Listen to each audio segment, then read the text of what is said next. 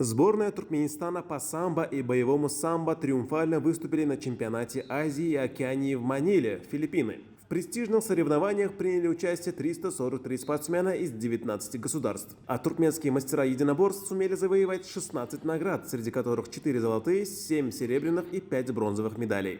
Высшую степень пьедестала почета заняли военнослужащие Джасур Давранкулиев и Алихан Айдогдыев, представитель Национальной федерации боевых искусств Хусейн Бегенджев, а также учитель физкультуры столичной школы Сапар Довлетов, ставший чемпионом среди взрослых. Серебряными призерами континентального первенства вернулись на родину Сердар Шарипов, Анна Мухамедов, Мурат Келли Марадов, Хакперды Джумаев, Баба Мурат Байрамов, а также студенты Иса Геллиев и Аланазар Ораз Мухамедов. Бронзовые награды в общую копилку сборной принесли военнослужащие Ильшат Давранов, Аймухамед Гатыев, Мухаммед Марат Бабеков и студенты спортивного института Мердан Марат Геллиев и Пермангелли Дурдыев. Этот успех подтвердил высокий уровень развития национального спорта на международной арене.